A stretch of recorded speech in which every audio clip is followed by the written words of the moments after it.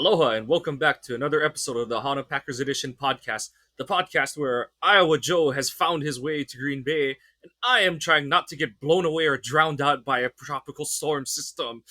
It's just another normal episode for us. Joe, how's Green Bay treating you so far? Actually, it's been pretty good. My legs are tired. My back hurts. I'm tired. So I think that's pretty. I got my cheesesteak rebellion in for today. Sponsor us. Shout out. Um, they were jam packed, man.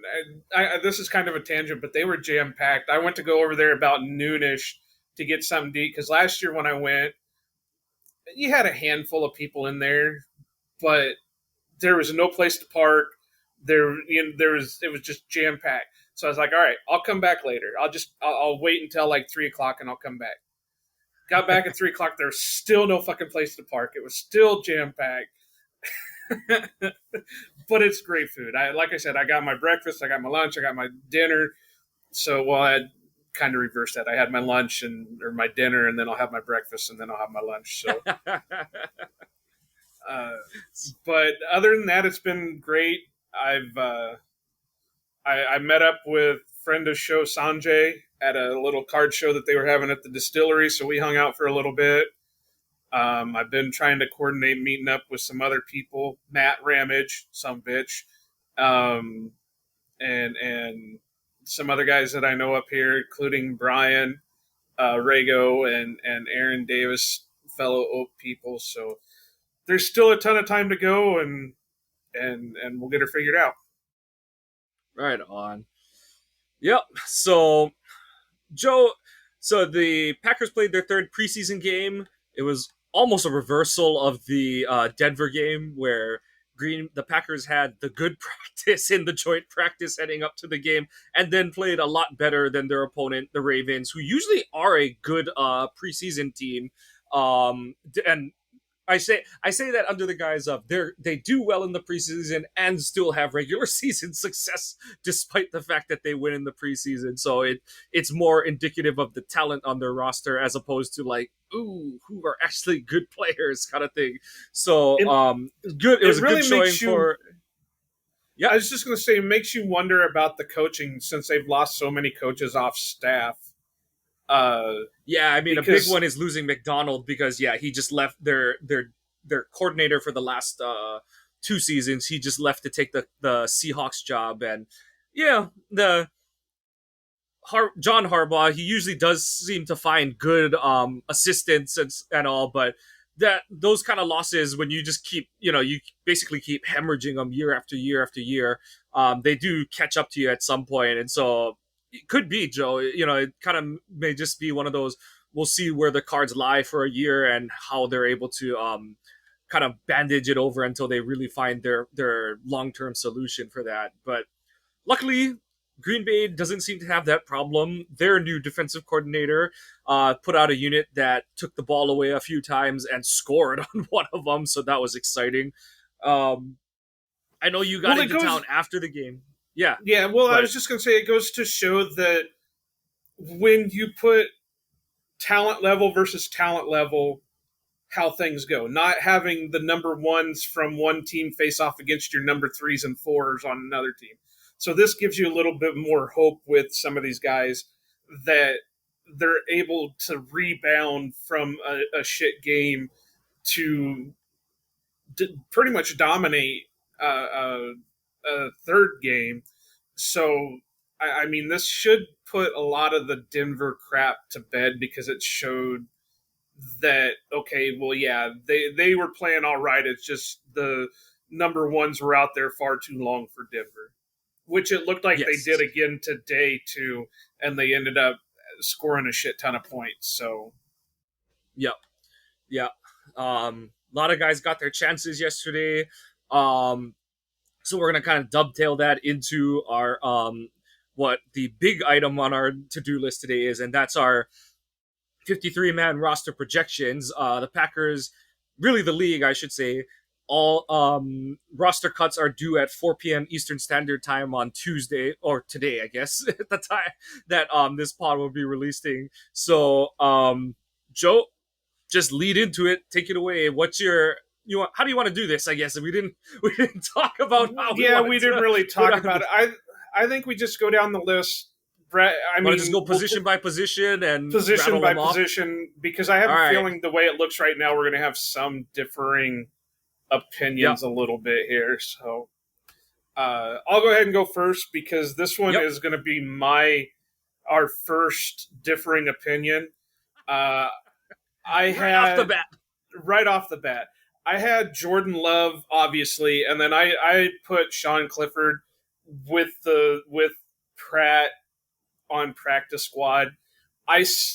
My reasoning is for that is I think it might be a little easier to sneak Pratt onto the practice squad, given that he's a seventh round rookie, even though he had hype coming out of school and into the draft that he could possibly do this or this. I think it might be easier with kind of the slow, even though he played a little bit better with the slow play that he really had, that he might be able to sneak on the practice squad a little bit better. Clifford's had a year in the system. Clifford knows a little bit more to it. This would allow Pratt to, learn more, study more, and then by all means next year he could, unless he's picked up by another team, could fully just take the backup position from Clifford, or it could happen later on in this season. I don't know. It just seemed to me that it would be easier to put to sneak Pratt through than it would Clifford.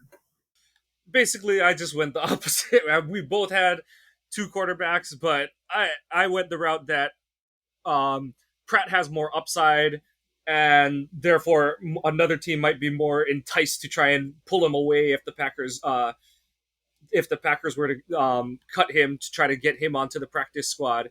So that's why I had Pratt kept. And it'd be one thing if Clifford had shown some ability to, you know, not necessarily take the ball and run with it if anything happened to Jordan, but the fact that he just looked so up and down running the offense, even against, as you kind of mentioned, equivalent talent on the field around him. Um, I thought that kind of shows like he is what he is. And yeah, it would hurt in the sense that you would have less experience behind Love if some other team claimed him. But at the same time, I think that just shows what I think of Clifford. Is it's like I just don't think there's much upside there. I think he is what he is, and you can. I think you can coach someone up to learn the playbook if um the worst were to happen. So yeah, that's where I'm kind of at on that one. Um, Running backs.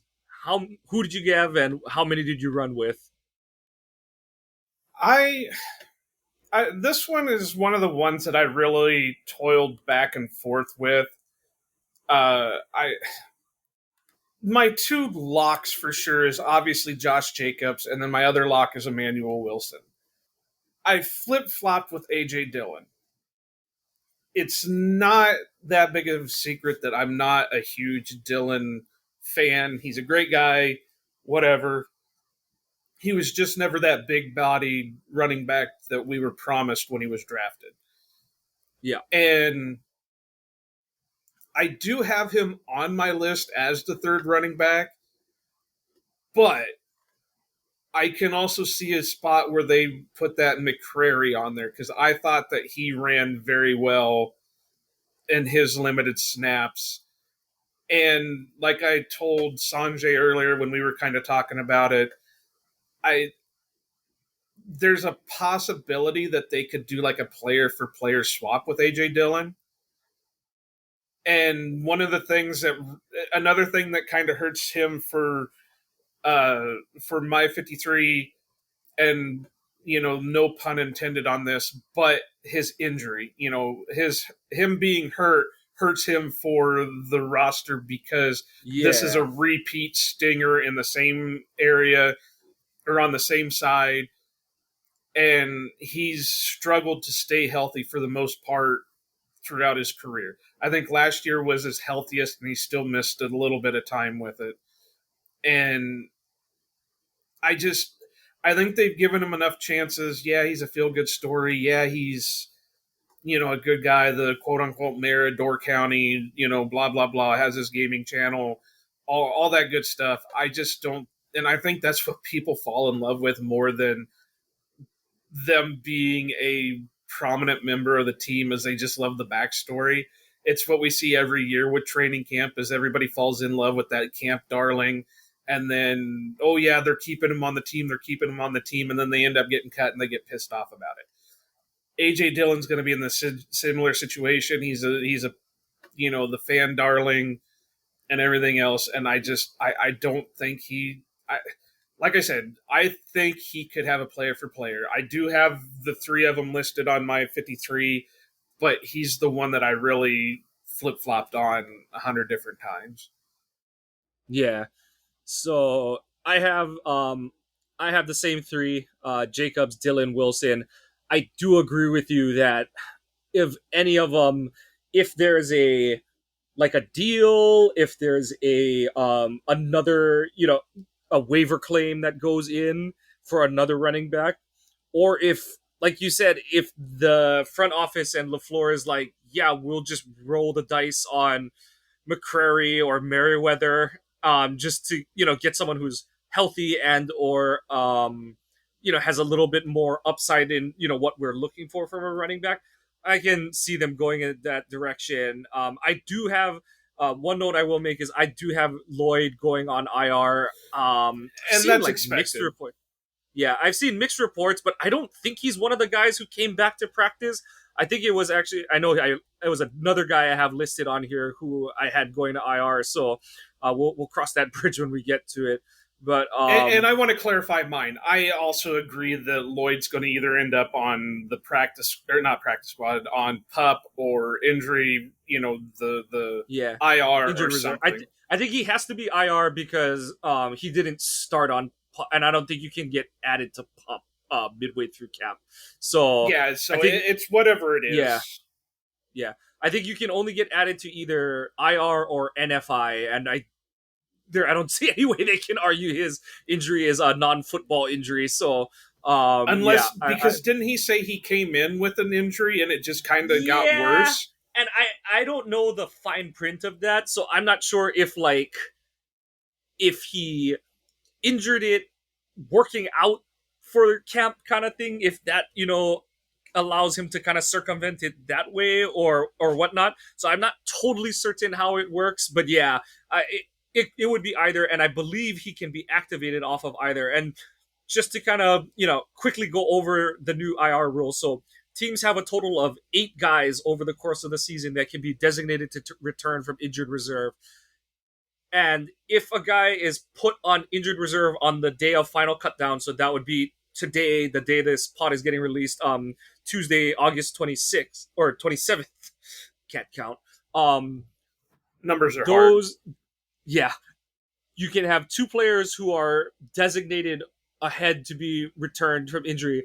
Those 2 designations are locked, so you would only have 6 more that you could use on other players you would put on IR, which I know it's like, oh my god, that's 25% of them, but realistically, if you're having to return 6 guys and thinking of a 7th and 8th one to return from IR, your season has gone kind of shitty from an injury standpoint. So, and I'll be the first to jump up and down and say, like, shit, they shouldn't have used one on Donovan Jennings or Marshawn Lloyd kind of thing. But at the same time, trying to be, I don't even want to say glass half full. I think it's even more like you shouldn't have, I don't want to say you shouldn't have, but if you need 6 guys that you're like, oh my god, our season is contingent on those 6 guys, and oh my god, there's a 7th one, it's like, is your season really going that well? So Well, not just yeah, that, but if the injuries are serious enough that they're going on IR, there's a chance that most of them aren't coming back off yeah, IR. yeah, So, yeah, I mean, you're always going to have that too, where you're going to have the random ones like, okay, well, Rogers broke his collarbone, and 8 weeks later he could come back. You're going to yeah, have that, but if a guy tears an ACL, he's not coming back. You're not going to designate him to return. If he does, yeah. I want to know what kind of doctor he's going to, because he can immediately fix my back in a heartbeat. Yep, exactly. Okay, so this one So I'm gonna say you have them separated. I have them combined okay, as tight end fullback. I have the okay, slash we'll mark we'll in go there, there. but Yeah, yeah. so we'll go there. Um, I mean, you got the obvious ones in Musgrave and Kraft. I mean, they'd have to really have done. They'd had to like slap the floor or something for them to not be on the I think you roster. would like that. He probably would, but then I have obviously I can say this as, and I'm not even really a fan. It's just that we share the same last name, so I always root for this. I have Henry Pearson, but he did have one catch for a decent game, and It he was a nice only, catch too. yeah. Well, I Like only got to for a listen, so fullback, I it didn't get was. to watch. Oh yeah, Um, so, but they were kind of cheering it on, and I think Larry said that he had one moment where he didn't put a good block, but he did put on some good blocks before that. So yeah. I think, and I believe I remember the play you're referring to, Larry, talking about, where it was more a matter of he didn't sustain the block than like he whiffed or anything like that. So no, I think that's the one I one can live Larry with. was more talking about was that he went down for like a chop block and he didn't nail him in Mm, the thigh pads. He like, yeah. yeah. So So and I can live with that kind of stuff. That's technique. That's something they can coach up and all. Like it's a technique decision making, but not like, oh, he just totally blocked the wrong guy or didn't know who he was supposed to block kind of thing. Because all yeah, his run blocking and stuff, I was very happy with that.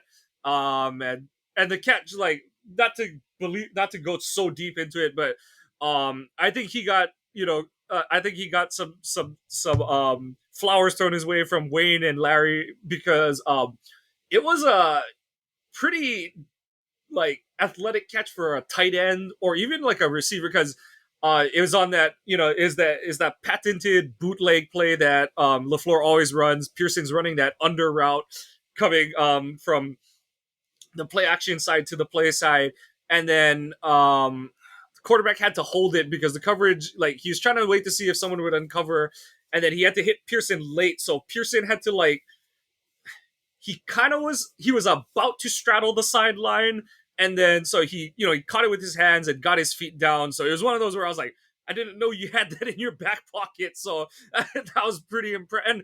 And it's one of those where it's like if you're checking off boxes for things that Pearson needs to either show you he's improved at or hasn't done before, that was definitely one that you're like, I don't think we've seen him get the ball thrown to him at all. And I was like, that was a pretty impressive play from him that, to kind of say like, all right, that club is in the bag too. So not during that the only game, can but I help think him. they said that he had some decent grabs during practice throughout training camp practices. So it's Yeah. been there. He just hasn't been used in the game. And then my last one is I kept four because, like I said, I combined them, and I Yeah. kept Ben Sims. Yeah. I kind of had this with uh, uh, uh, kind of a bounce back with Dusty, or not a bounce back, but we were kind of discussing this on Twitter, where he said he really liked Joel Wilson, and that could he take a spot this year? Yes, but will he take a spot next year? Definitely. And I said, do you really think that Wilson could take Sims' spot? And he said yes, but next year. And I'm kind of agreeing with that. The only problem I see is I see Wilson as a Musgrave light, where they're built about the Yeah. same, they play about the same. There's no real blocking to them. It's all Yeah. stretch the field. I think Wilson will be back on the practice squad and maybe Yeah. brought up if there's an injury, and because he really did impress with some of the stuff that he did throughout the preseason. So I think there's a spot for him there. Maybe if he can learn to be what Henry Pearson is, he Yeah. I might was have a gonna better say shot. yeah. I was gonna say that's his best spot is to be more of an H back fullback type because, like you said, he's only 240 listed. He's listed 242, and Sims is that tradition, quote unquote, traditional inline tight end type. So they, I agree with, and of course Dusty's going to be super excited about anyone who has who creates additional and this is not a shot at Dusty. I this is more like lauding where Dusty's brain comes from, where he's like yes, more of the fancy tools in the in the tool pocket kind of thing and Well, stuff. we all So want to see that. We yeah, all want to see absolutely. that. But it is like you said, it's more of a it's he's you put another year into him, he becomes a better fullback H-back option, who can also play the Musgrave and do some of what Musgrave and Kraft do, to a light extent, as opposed to that being what he excels at. So I agree. I've got the same four you've got. Sims is my tight end three. I've got Pearson just listed as a fullback because that's how he's listed on the thing. I know you have the slash in yours, but I think That's that, and because he was a tight end before converting to fullback with the Packers. So yeah, I see yeah. that role as kind of a mixture anymore because other than like the 49ers and there's one other team that The has a Ravens. tradition. Yeah, that has a traditional fullback. Everybody else treats him as a Yeah. hybrid. Yep. So that's I'm what going we to got let you start there. with wide receiver because this is one of the big ones that we're probably going to disagree on. Okay. So I have the top four as Watson, Dobbs, Reed, and Wicks. They're Nothing pretty different much there. locks. Yeah, Wicks is the only one of those guys who has really played this preseason, and he only played for like two or one snap. I mean, oh my God, why does he have a roster spot? But Well, I and go back then to this, and we talked about this with Amr and Bernie. It's just really weird that they're not giving him time.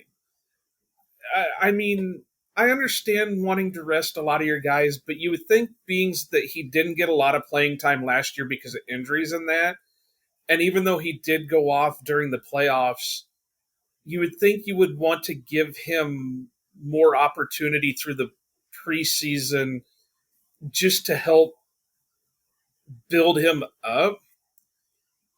But it's really weird to me.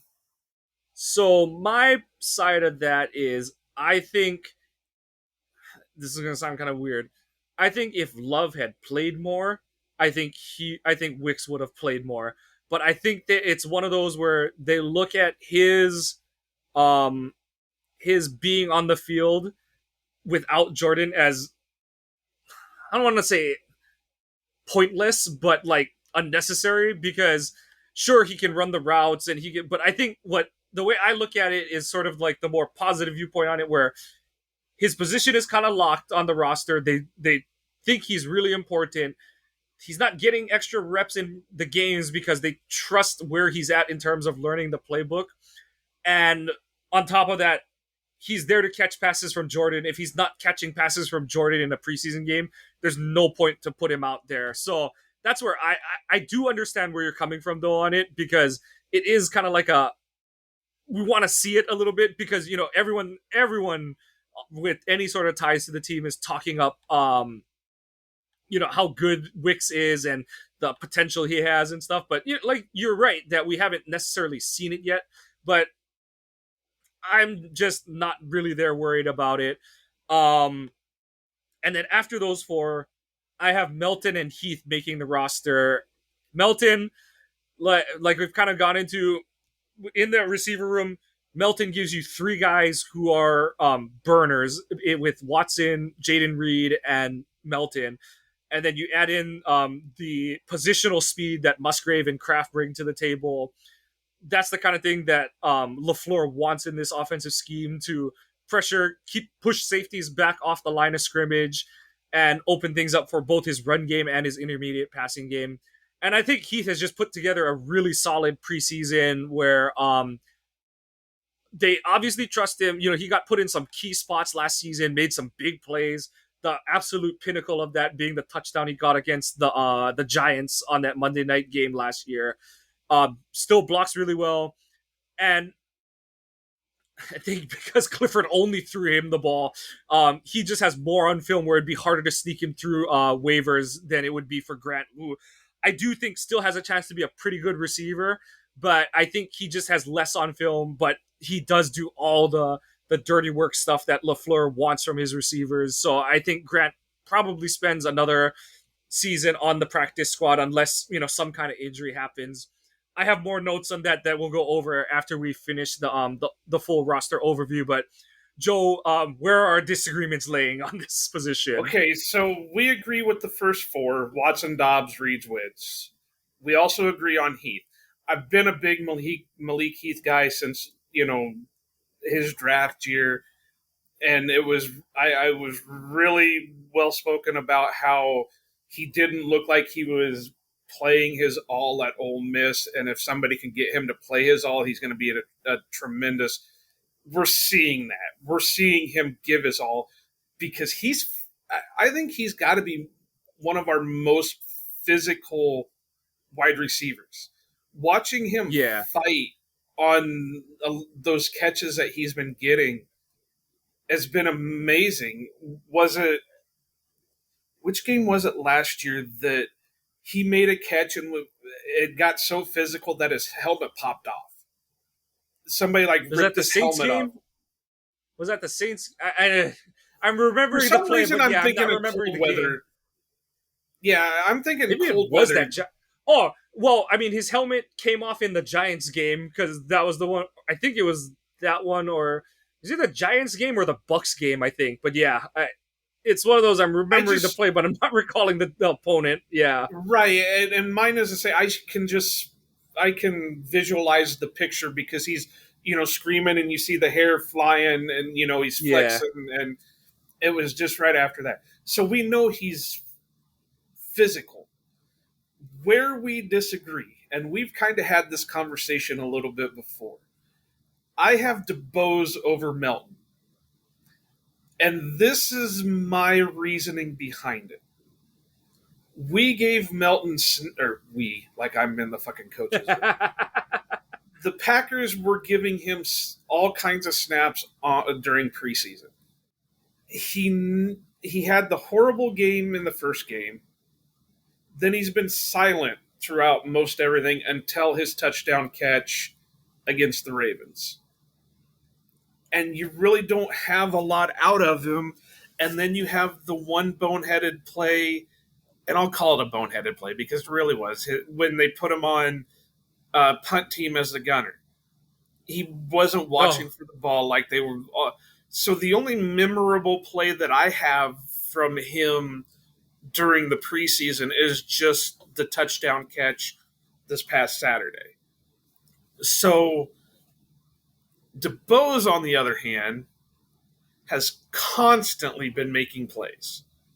They've constantly been hitting him. And on my notes, I said he pretty much caught almost everything that was thrown to him. I know there was a few drops here or there, but the catches were way beyond how many drops he had. I think he's starting to progress into what they had hoped as a 7th-round rookie out of Charlotte. Was it Charlotte? Yeah, Charlotte. Okay. And, he's got the size, he's got the ability. It was just coming from such a small school. It was, he's raw, and he's raw. Can they mold him into what they want? I think the big thing for him last year, and I know a lot of it had to do with injuries, but they elevated him last year from the practice squad a couple different times. So that tells me that he's working his ass off in practice too. It's not just that they needed another body. They could have done that any old way they wanted to do, but they went with DeBose. It's not that I don't like Melton. I do like Melton. He really showed up last year when the Packers needed him. He's got all kinds of physical, freak athletic ability. But I wanted more from him, and I could be wrong. I just didn't see it in these preseason games outside of that one catch.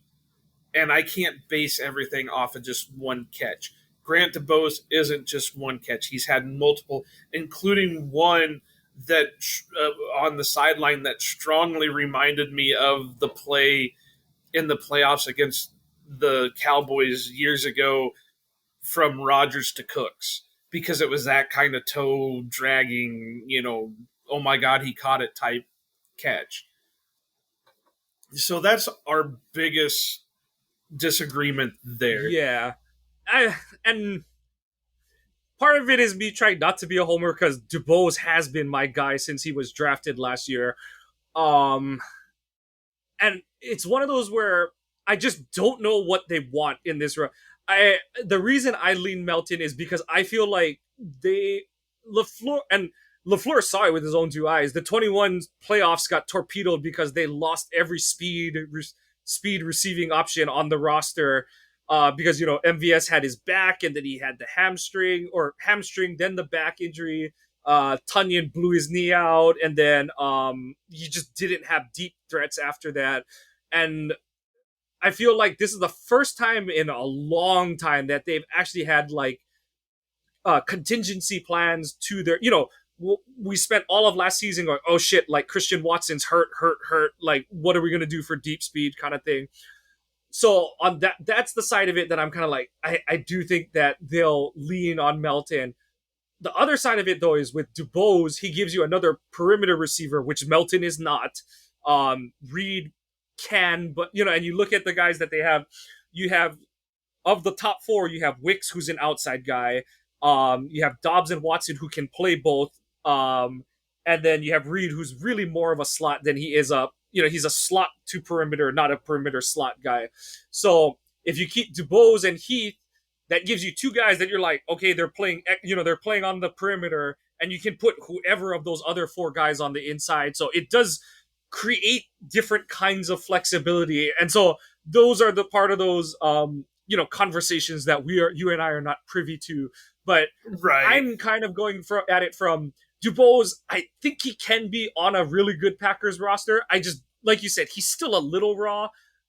There's something about seeing a Packers receiver wearing the number 86, going back to the Lombardi days, going back to the 90s days with Antonio Freeman. I would love for Dubose to continue that, but I wish that Clifford had thrown him the freaking ball more often, but that, like I said, that's wishing on moaning over stuff that I can't change. But and like I said, there's a point that I think we'll go over when we get through this roster stuff where it could change. It could really clarify this receiver room really quickly if Goot gets on the phone and makes some moves. So we'll talk about that, like I said, when we get to the end. And that could be another thing. He could make a move Yeah. or two, like player swaps and stuff like that could completely blow a lot of this up. Yeah. The big hot rumor Yeah, is we're going off of we're going off the vibes after preseason week 3, and so like we said, by the time you're listening to this, I don't want to say half, but at anywhere from a half dozen to a dozen of our picks could be just not applicable because they got dealt or moved or someone else got signed off of waivers, kind of thing. So and took one of these guys on the lower end spot on the roster. But I do not believe they'll be signing a receiver for that spot. It'll be, just whoever of these 7 guys, and it is these 7 guys. It's whichever one of these 7, just, for whatever reason, whether it's Dubose because he makes the most sense to get through to the practice squad, or a Heath or Melton deal that, Gutekunst just can't turn away from, comes up, and an offer he can't refuse. So those are all things that are definitely in the air. The only thing I will say is my dark horse, and this, if I had to put on odds to it, it'd have to be like 1,000 to 1. Because I agree with you. I just don't see how anybody else could beat out the 7 that we're talking about. But I think they really like, and I think they've seen a lot of good stuff out of that South Alabama kid, Jalen Wayne. Wayne, yeah. He has put a lot of good stuff on film this preseason.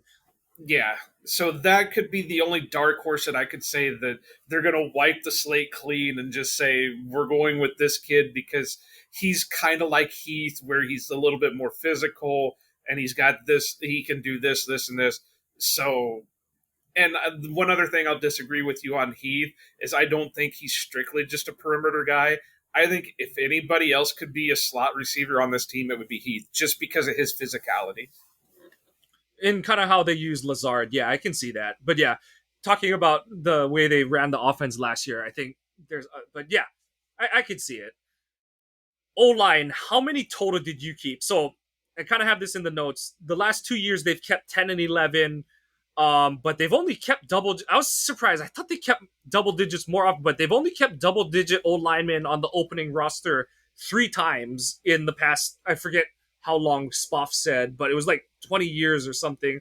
So 2017 and 2022 they kept 10, and then last year they kept 11 on the opening roster. I only have 9. How many do you have? Okay, so you remember when I told you earlier numbers are hard? I have 10, but I will be honest, I'm not even sure if I'm at 53. I may be at like 52 or 54. I may be one over or one under on it. I don't know, because I was sitting there trying to total them, but my mind kept wandering to other things just because, where I was sitting while Yeah. doing this. Um, so I have 10 total, and my breakdown goes 5 offensive tackle, 3 offensive guard, and 2 center. And Okay. that's the only reason I have it broke down like that, even though a lot of these guys can interchange in their around that. But I broke it down in that way because it helped me put together the ones that I wanted on there. So I don't even have your list pulled up, so I don't know how much of a difference that we have really, So other than I have one more than you do. Uh, okay, I do see a couple. Um, so for my tackle wise, and this is how I'll break it down like this, and then you can do it however you want to do to counteract it.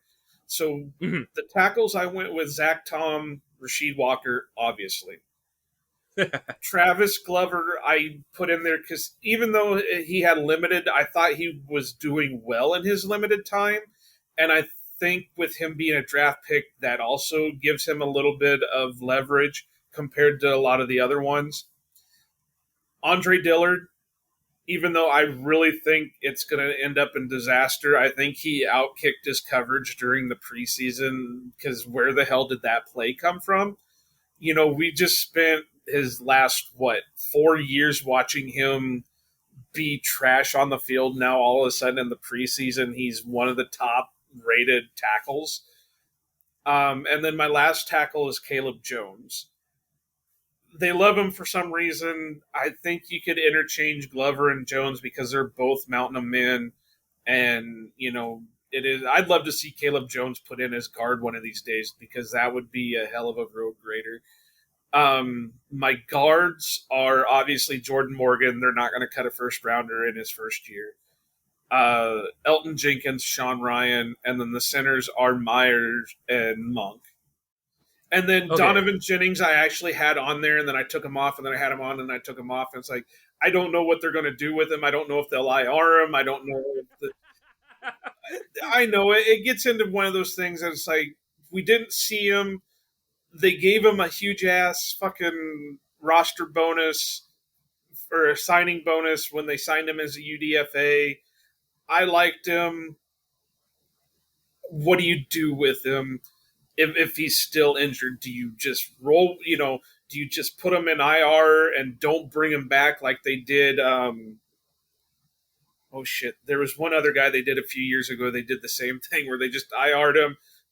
Tanuda, wasn't it? Tanuda, they like Yeah, IR'd him for Tanuda. the whole And I think season.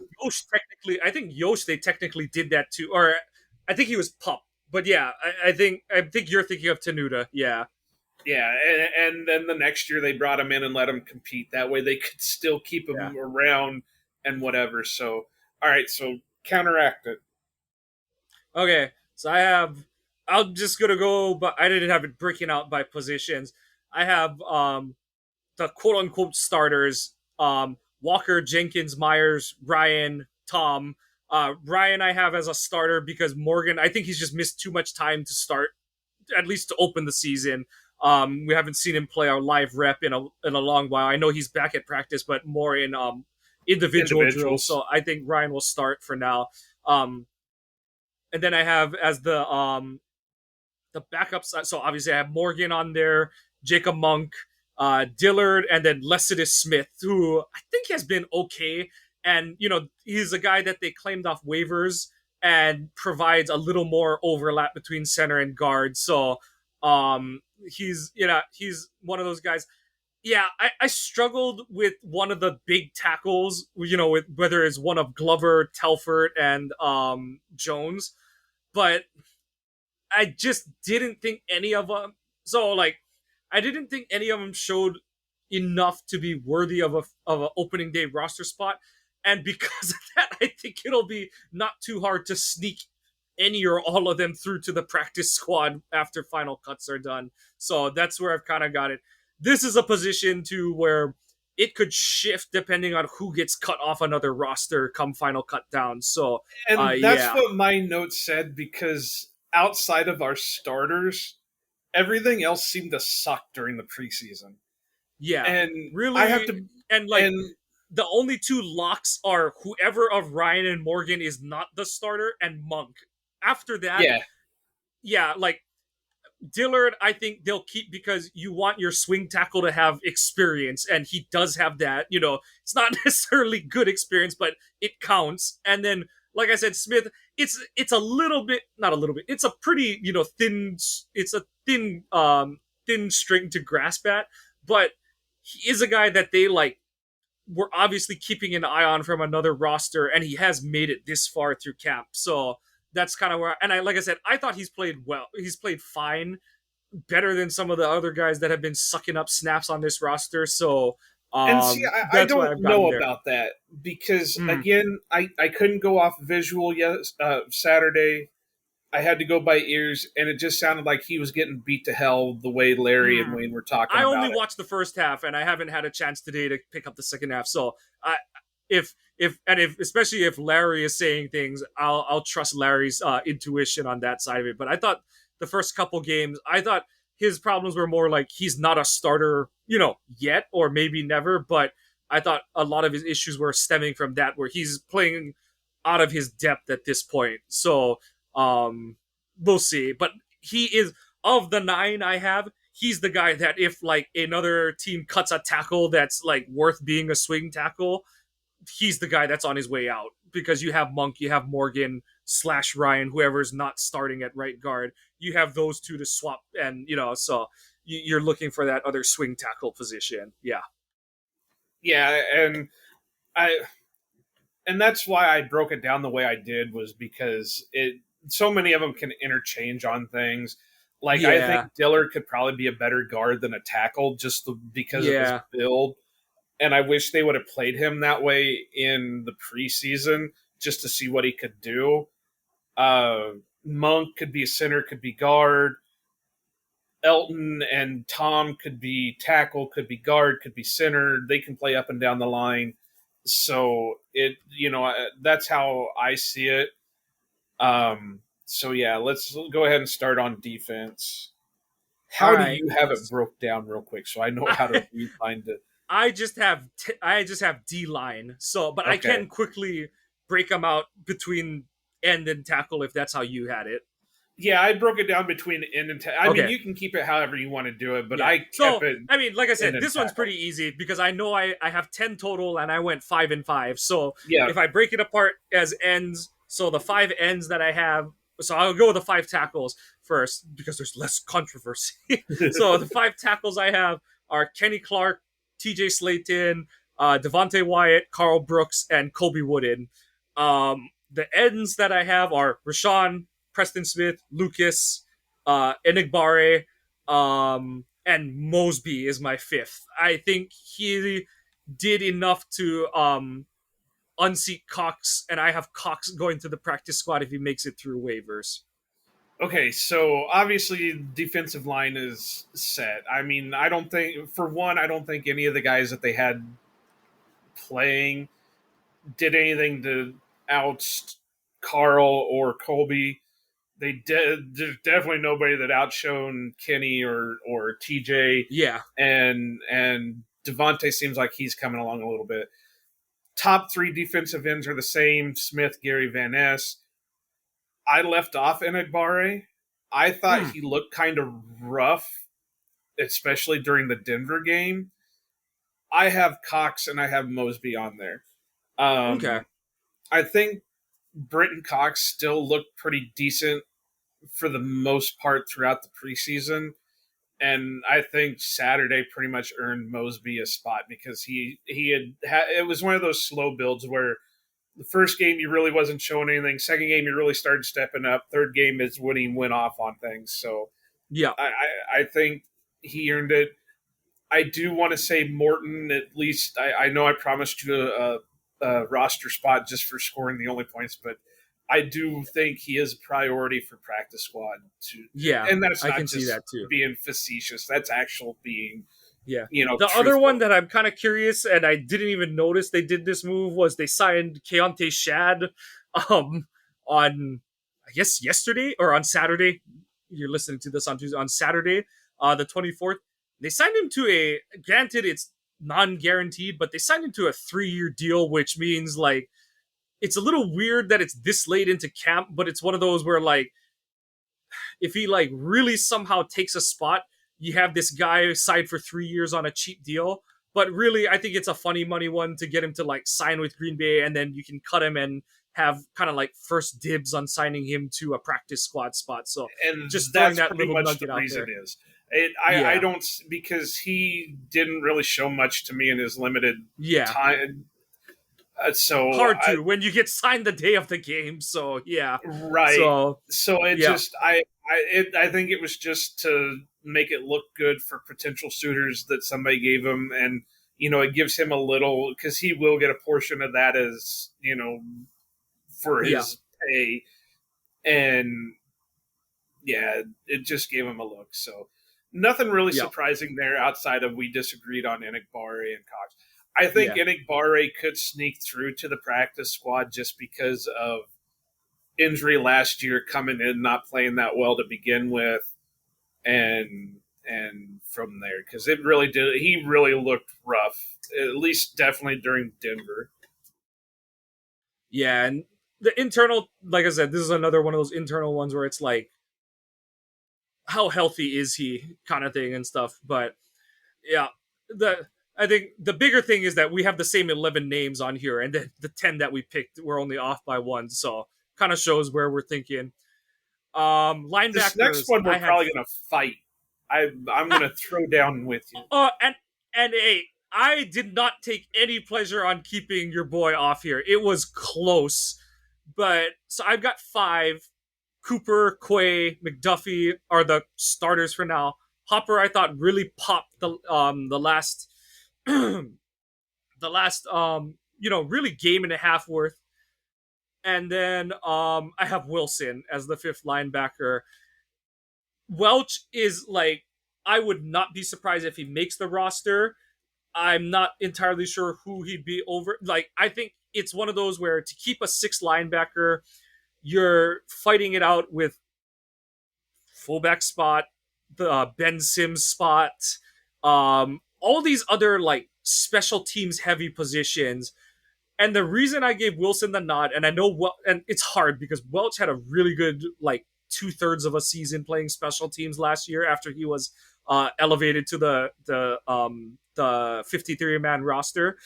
But Wilson is one of your de facto captains of the special teams, and I mean, if Green Bay had won that game in San Fran, we'd be talking about how he saved Keyshawn Nixon's ass by recovering that fumble on Nixon's long kickoff return.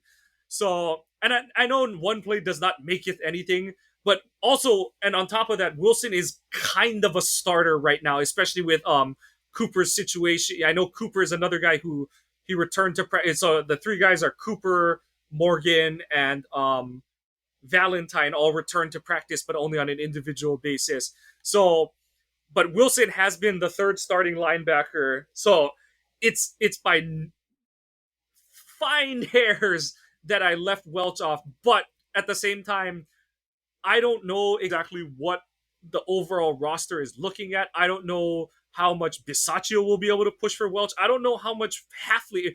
It's one of those where if Halfley and Bisaccia are both banging the table for Welch for different reasons, it might come at the cost of Sims or Pearson that Welch makes the roster. So that's kind of where I've got it with him being linebacker 6. See, mine is different Mm, because I thought it came down to Wilson Welch like you did, but Welch took the cake because of how well. And this isn't being Homer or anything. It was just how well he was playing. He had the tip yeah. interception in Denver. He had the tackles. He had the multiple plays against the Ravens. I didn't PFF post something today saying that he was like one of the highest rated linebackers in So, the he's leading the preseason or something preseason like in a that. lot of like solo tackles, stops, and there was something else that he was leading in, and it just go in the yeah.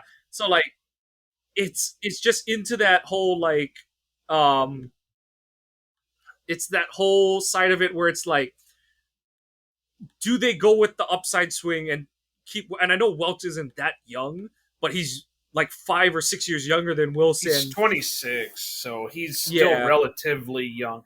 I yeah. mean, most of the rookies this year, or not most of them, but a good chunk of the rookies this year are like 24.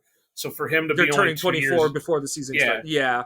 So, like I said, I won't. I'm not going to fight you that hard if about it. Oh, Wilson's not even 30. I thought he was 31 or something. So yeah. So it's not something I would really go tooth and nail against you on. And I do like the, that Welch is like a. He's not big, but he's a taller linebacker, and I do like that. You kind of, especially in Halfley's system, I do like guys who are lankier on the inside because it gives you more versatility, and it helps like, and we kind of saw that with his not the tip drill interception but the one he almost had against the Ravens where it's like he can range a little more and like just be in throwing windows. So like I said, I'm probably gonna, if we sit here and talk about it enough, I'll probably talk into him over Wilson. But the edge Wilson has is he has started in the NFL before. He was starting for you in, while Cooper and Hopper both missed time with injury, but Welch really did come on strong down the stretch, and it wouldn't surprise me at all if they're like, yeah, we're gonna go with the upside swing here because we, for all intents and purposes, they know what Wilson is. They've seen him in a 4-3 scheme before, and I think like he has one good year and one, like he played above out of his dome the year before kind of season. So, yeah, here we go. Like I said, talking myself into it. So yeah, well, I could see them going with the Welch thing. the only other things I'll add to it is people also forget a couple of things. One, Welch does have experience in a 4-3 because he played at Iowa, and Iowa runs a 4-3 defense. The other thing is Eric Wilson is a safety convert to linebacker. Welch has played linebacker, period. So I would put it as Welch has more experience when it comes to that position, even though Wilson is a little bit older. And for the most part, outside of like 1 or 2 seasons, Wilson has played only the same position as Welch. Special teams. He was only a starter last year because of injury in certain situations. He had the one starting year in Minnesota that he looked decent on. But outside of that, he's been just a pure special teamer and a in case shit happens guy. So I went with the younger, little bit more upside guy and the one that seemed to be playing out of his mind during the preseason. Yeah, like I said, I'm not gonna really fight you over that one. It'll be interesting to see what they do, but it's a good place to be, and it's not just by default that they're here. I think the guys that are in line for these 5 spots, they've all played well and shown upside. So it's not, we talked about how there's more linebackers when you go from a 3-4 to a 4-3. So, but they're not just filling it with like we needed body guys. Like these are guys that actually showed some upside. So, good place for the Packers to be. Cornerback, I have five. How many do you have? I have five. Okay.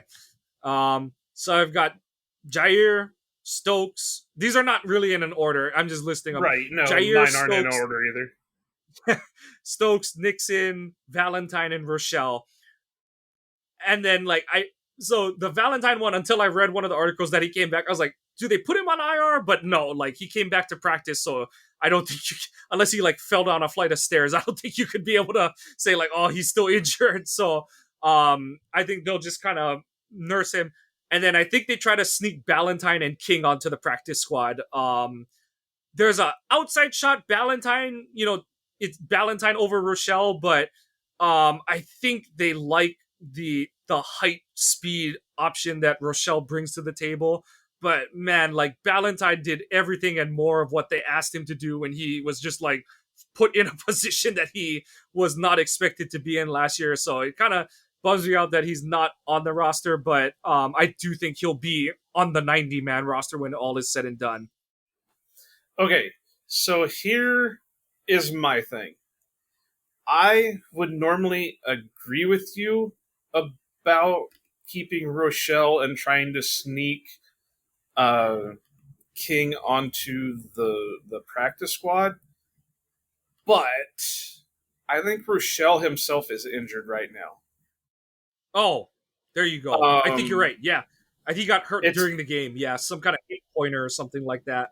No, it was before the game because he wasn't listed as he was one of the ones that was left off, and Oh, Schneidman said it's that's a what I hip think. He got injury. listed as out during the game. Yeah, yeah, yeah. Yeah, yeah. So that makes me wonder what his availability is going to be for the start of the season. So could he be one of the ones that you put on IR and then bring back, later into the season?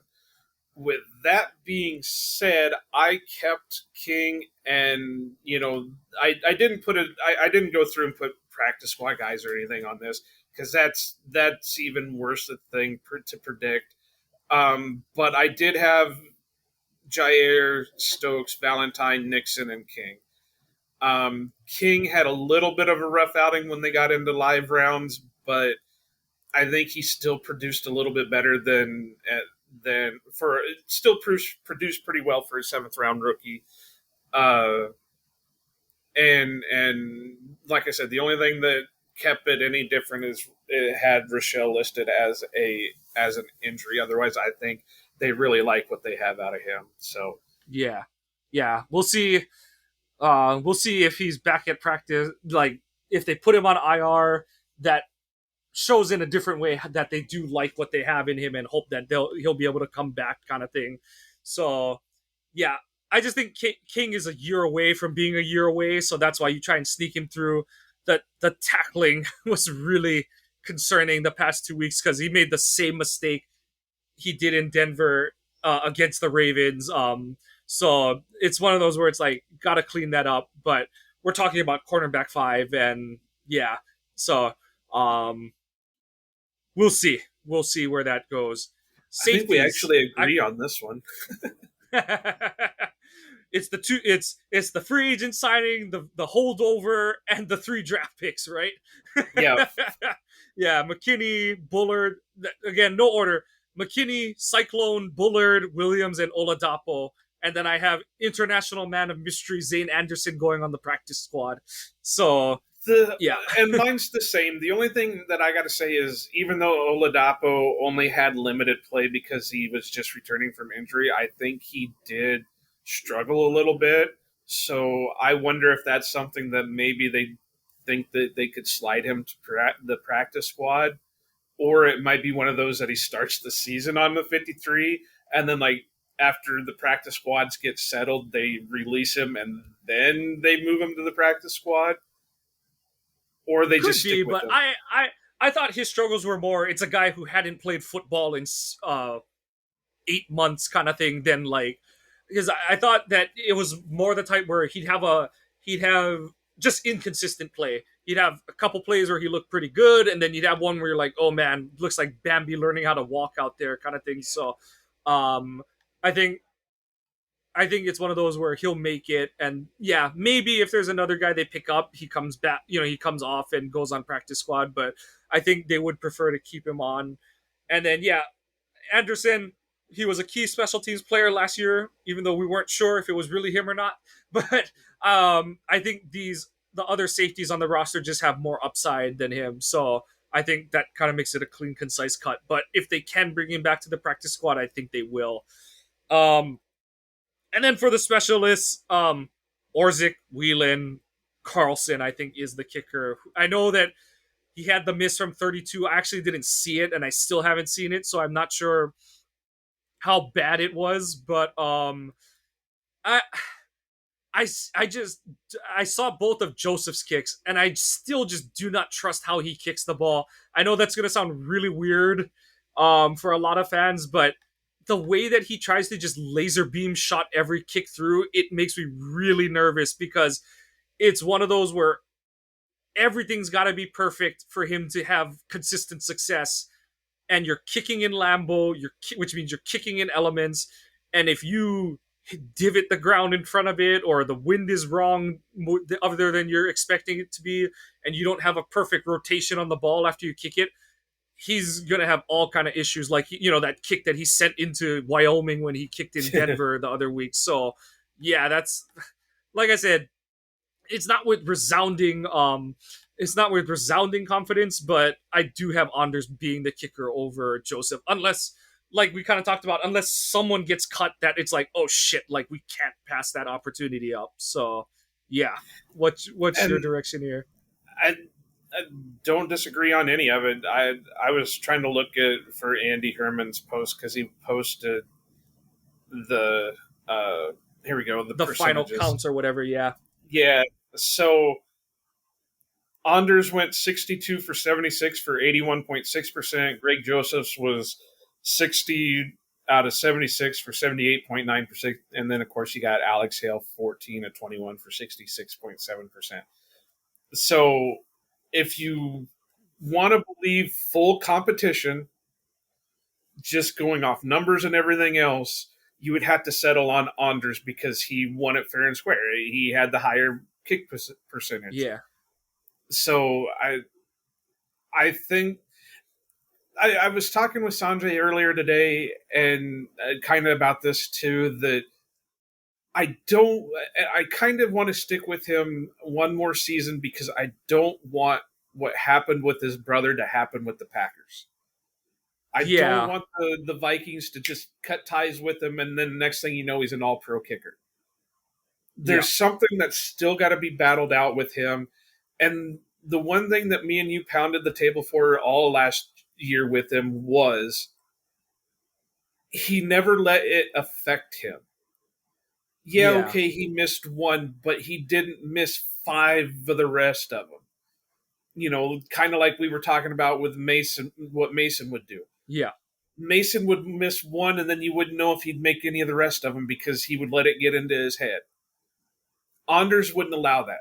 Now, is that something to do with Bisaccia there with him? Is that what? I don't know, but yes, unless a major kicker gets released during cut downs, I think they'll roll with Anders and hope that Alex Hale can progress as the IPP guy. yeah. So yeah, I'm there. Like I said, Anders' kicking style, there's more upside, and because he does the like nuanced kicking stuff that you want to see him slice the ball, or um to draw it in when he kicks from a certain side and stuff. And yeah, like I said, I just don't like how Joseph kicks the ball. So but yeah, if a I named go back kicker gets to released from another how team, do you yeah, kick from the left hash mark and send it and wide right? shoot it. Yeah. Yep. So yeah, that's kind of where I'm at. Like I said, I have some notes at the end of mine. Go So for it. the I guys that I didn't do listed on, any practice yeah, squad these are guys just sort because of that's like just my a thought crapshoot. processes going into it. So we kind of went into it. Some of these guys, certain ones of the guys that I have going to the practice squad are like with the NCAA basketball tournament, they have the first four out. So a bunch of those guys are like my first so many off the roster. Welch is definitely top amongst those, and it gets into the whole nuance of like what are they looking for at the position. If they're looking to go young, then Welch is going to get it over Wilson, or do they put him against guys at different positions, and where do they, like I said, if it's Basaccia and Halfley banging the table for him, does he get the nod over someone that LaFleur is like, oh, like I could use a fourth tight end kind of thing and stuff. So that side of it. Marshawn Lloyd on IR just makes too much sense. Like, I know that he could be less than 4 weeks away, but I don't. Why okay, rush let it? me just put it this way. Yeah, why rush it? He's missed so much of preseason that I can't see him being a key contributor to open the season anyway, especially if Dylan is healthier sooner than later. And yeah, it's hard. I just find it hard to put the eggs in the basket of a rookie who just hasn't played a lot in the preseason. Like, that's just kind of where I'm coming. So, like you said, don't rush him from an injury standpoint. Don't rush him from a learning the offense standpoint. I know he can't take part in practices while he's on IR, but he can still go to the meetings. The coaches can still, show him film, coach up his technique from like a classroom point of view kind of thing, and they can check in with him as he works out and stuff. So I would take the slow and steady approach with that. I think LaFleur really likes Pearson, given how many times that, I do think there's kind of a handshake like, hey, we like you, but we want to take a look at some other positions, but they've Who kept was it bringing that him back. said? What did I hear it on the? Oh, it was Might have been Larry or something, yeah. yeah. Wayne Or or Larry said that he was on his way to Cleveland for a workout, and the Packers called last minute and said, "Hey, we want to bring you back," and he said, "Fine, I'm turned the coming." car around. So that tells me that they both want, both the Packers and he wants him. Yeah, like I said, I know that people will be like, why have they cut him 4 times? It's like, why would Pearson keep coming back? Like, that's the side of it that I point at. Because I was like, he can look at the other 29 teams and be like, hey, I put decent stuff on film. Let me just go find opportunity with someone else. But the fact that the Packers keep calling him, and the fact that he keeps saying, yeah, I'm back, baby. So that's where I'm like, there's something there that both sides are like, let's figure out how to make this work. And like I said, what he put on film this past week, I think it shows that like his pass catching translate. I know it's only one, but how often do we really throw to the fullback in a given game anyway? So I like The only Pearson thing we making haven't it. seen him as a true fullback do is take a snap, take a handoff, and I Right. just don't And think the LaFleur Packers offense and does that anymore. yeah, LaFleur's offense isn't that. They're probably going to hand it off to Musgrave or Tucker before they hand it off to the fullback. This isn't the Kuhn dive offense anymore. So yeah, I'm with you there. Um, yeah, like I said, we kind of were wondering like what they're going to do at O line. Yeah, that after the top seven, which includes Morgan and Monk, or whatever. So it's the top four, then Ryan and Morgan, and then Monk. After those seven guys, whatever they do won't surprise me, because I just think that they're not in love with any of those guys, and it's just a matter of who can cover the most spots in a backup capacity is what they're looking at there. Um, kind of I've gone into the whole special teams side of it. So the two names there are Welch and Anderson. How much does Basaccia kind of pound the table for those guys?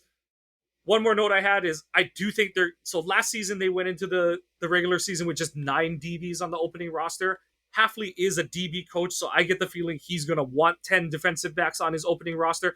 Plus, add in the fact that they have, you had the situation last year where Stokes was on PUP. You didn't really know who was a good corner after Nixon to make the roster.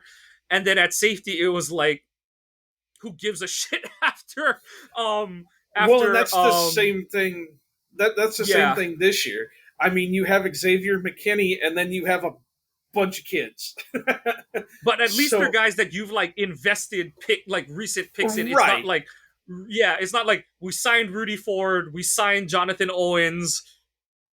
They didn't play that great in the preseason, but we did just sign them, so I guess we're keeping them kind of. It's a little different in that sense where it's like, We have just invested 3 draft picks. Johnson has taken I think a pretty substantial step forward this Oh preseason. yeah, he was flying So around. yeah, yeah. So I think that it's it's easier to justify keeping 10 DBs on this opening roster. And the next big one that we dabbled into, but the one position where I can see Goot kind of calling around is, or fielding calls is, you're not touching our top 4 unless we get something like a starting caliber tackle or a day 1 or 2 pick, which I know people will say like that they'll never get that, but that's the price that Goose should set if you want to talk about Watson, Dobbs, Wicks, or Reed. Like, you know, anyone can call, but if you're not going to pay the price, then thank you, goodbye. But I can see him having conversations regarding Melton, Dubose, or Heath. For whether, like you said, it's a player at another position or like a mid to low draft pick kind of thing, like the Caleb Schlotteriff or the Cole Van Lanen trade, but just for a receiver, that kind of movement. So I can see that those kind of moves happening. And then the last one, rejoice. Royce Newman should finally not be on this fucking roster. So he's another one that I think they could do a player swap with, similar to the Josh Jackson, Isaac Yiadom. Yeah, and that's one of those where I'm like, that should be the only reason he got so many fucking snaps this preseason, because again, he played into the third quarter against the Ravens just like he did the first 2 weeks of the preseason. And on one hand, I'm like, okay, I get it. You're trying to like show him as a potential trade target. But at the same time, it's like, play anyone. Like just give anyone else a shot kind of thing. So yeah, we've been done with that for 2 years, but this should finally be the year where it's like, and Tyler Davis is completely gone too. Those are the two big names. We no longer have we should no longer have to deal with Tyler Davis, and we should no longer have to deal with Royce Newman. Yep. Cutting the two would save the team $2.5 million on the cap. So and only create, I think, 500,000 of dead money. So and it would make all of us feel a lot better. Yeah. And my whole thing with dead money is like, when it's that amount, it's already in there, and you just look at what you're saving. So that's how I've always looked at it. I know some people get like, well, it's still dead, but I'm like, you're in that current year already, so who gives a shit? That's been my attitude about it. It's like, what can you save me to get dead weight off the roster? Right, and the only time dead money should matter is if the dead money outweighs what the savings is. So, like the whole Rodgers situation or the Bakhtiari situation where you're only going to save $5 million, but your dead money is going to be $20 million. What do you do? That's why they waited so long to do it. Yeah. But yeah, so that's going to be it. Joe, you got anything else for today? Oh, we got our we had to scramble for this one. I forgot the new segment. our segment, we still haven't come up with a confirmed name. It's either Boom Roasted right now or Shut the Fuck Up. And this one comes from not surprisingly, ESPN Milwaukee, because I didn't pay attention to them, so I don't know if what's his face has said anything yet or not. But this one's from Locked On Packers, Peter Bukowski, talking about the Anders situation. Let's see if this will play. The Packers have a kicker problem, and I don't want to hear about Mason Crosby's career average and what Anders Carlson kicked last year. Yes, Mason Crosby, especially early in his career, was inconsistent. Mason Crosby, in the middle and later parts of his career, was inconsistent. He was also clutch. Some of the biggest kicks of the last 15 years for the Green Bay Packers were made by Mason Crosby, and the only reason he continued to be the kicker of the Packers, despite the inconsistencies, is because he made some big kicks. He also missed some big kicks. And if that's what Anders Carlson develops into, okay, that's fine. We have no evidence to suggest that's the case. I still am of the mind that right now, the Packers' week 1 kicker is not on their roster. Even if the Packers go out and get, let's say, a Cade York or someone of that ilk, they are not going to trust them the same sort of way. Okay. So that's a long-ass clip. I got sick and tired of it hearing it. So, Peter, can I call you Pete? Well, I don't care if you want me to call you Pete or not. Shut the fuck up. If I remember right, and I could be completely wrong, You were also one of the ones big time comparing Mason and Anders early on. You also have to remember we've only had to deal with one kicker for the last 15 years outside of Anders Carlson. Who else from the Packers do we compare him to? You're going to have the Jordan Love, Aaron Rodgers comparisons. You have the Rodgers Favre comparisons. You have all the wide receivers, whether it be Jordy Nelson, Christian Watson, Romeo Dobbs. You're going to have all those comparisons. Why? Because they all wore the G. And that's how people are. They're going to compare them because they are from that team. Everything you said that you didn't want to hear is the truth. Yes, Mason had his clutch moments. He for sure had his clutch moments. But how many games did we see when he would miss one? He would miss multiple. With Anders, how many times have we seen him miss one? And he hasn't missed multiples. So while Anders Carlson is not a top 10 kicker right now, maybe not even top 15. I think he just slides into the top 15 if I'm remembering the rankings right. He is still hitting at 81%. I think that was his final one from last year, wasn't it, Mike? 80 to 81%. Just under 82. Yeah. Okay. That has been better than Mason has had in all but one of his years with the Green Bay Packers. And if I remember right, you were also one of the ones that wanted to bring Mason back.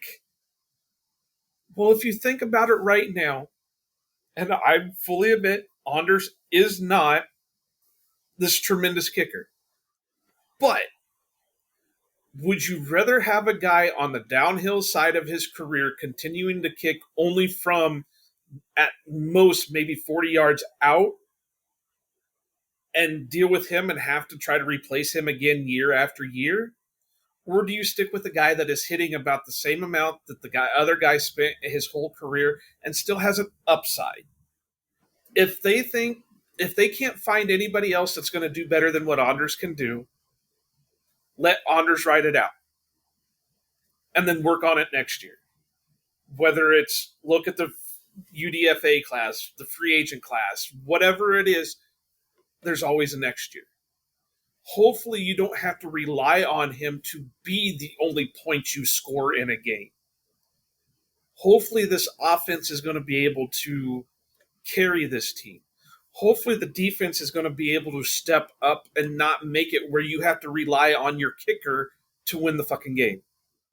Mike, I'm going to let you go after this, but I just have to finish it out. Pete Bukowski, shut the fuck up.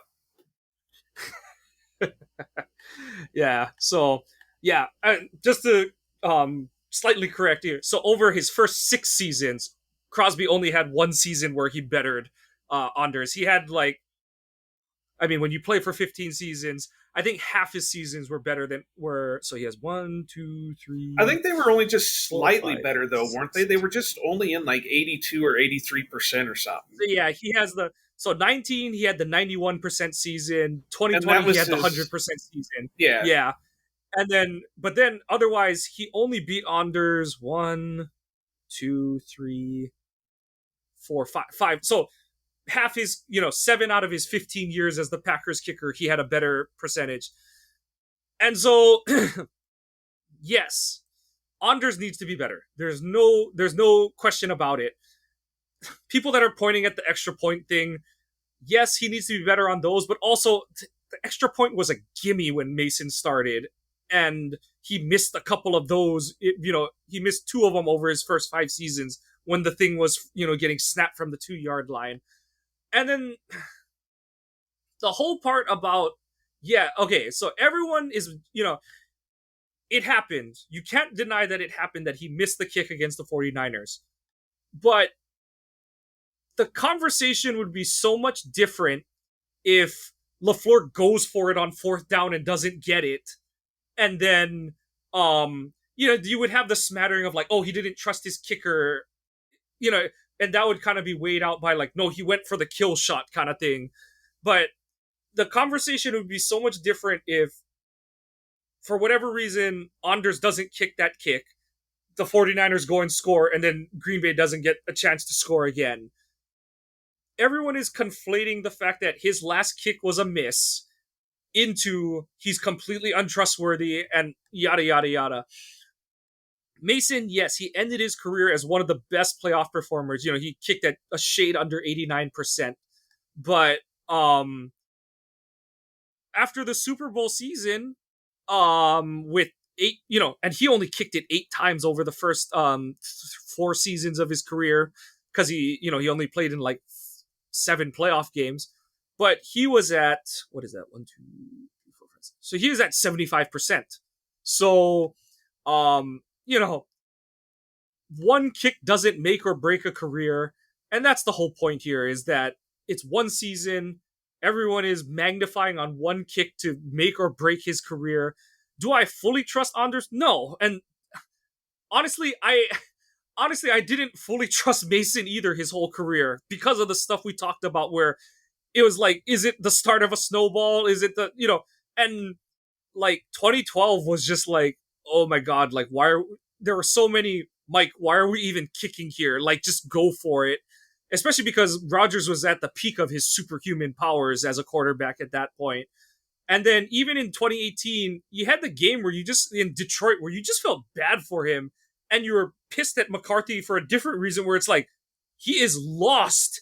He is lost, and you're having him go and try to kick more 50-yard field goals. Like, Mike, just fucking do anything. Punt. Like, just punt. Like, and that's where it's like I said, it's unless you have like a fucking Vinatieri, Tucker, or I'm totally blanking the guy that the Patriots had who took over for Vinatieri. Unless you have one of those guys, you just never fully trust your kicker, because it's like, at some point, those guys always let you down. Cowboys fans, Chargers fans, Vikings fans will never trust a kicker the whole extent of their fandom career, their time as an NFL fan. And it just kind of comes with the territory. And so, like you said, I think they're kind of stuck in their position, because I do think it's, no one thinks about it like this, but kickers is kind of like quarterbacks, where there is a deficiency of good kickers to put in the league. There are like 10 good kickers. There's like 2 to 3 quote unquote elite kickers at any one time in the NFL. Then there's a handful after that are really good. And then after that, it's like, we're surviving. I do think Anders is at the upper edge of that and trying to bust his way into, okay, this guy's a solid kicker. And not to say that I'm like afraid to find out if they can find that, but I just don't know if you're gonna find that on the doorstep of the regular season. And that's where it's like, I think honestly, like I said, unless you have one of these guys like a Tucker or whatever, who's just like a shoe-in for, not a shoe-in, but like is gonna have Hall of Fame talks as a kicker, as a specialist in the NFL, I just don't think you can feel confident in your, like, you're like, okay, he's good, but like, he might, even the Steelers, they have, what's his name? Bosworth, who like has been pretty good, but every once in a while he goes like he's drunk out there trying to kick in Heinz Field. So it just is what it is. You're kicking in Green Bay, where half the season the weather is just out the door. And I think you got to just kind of ride it out this season and see what happens. Now, next year, we can have a referendum of, yeah, they need to bring in better multiple options. But I think this year, you've just got to see what you've got. I think Anders has, like you said, in training camp, he's been better than Joseph. And I do think that he showed enough last year where you're kind of like, there's still something there that you hope Bisaccia can turn the corner on. The Orzik angle, where it's like, if you'll just snap the fucking ball straight more consistently, that'll make a difference. And you count on Anders being better. You count on the operation being better. Nothing on Whelan. Whelan just keep putting the ball down, baby.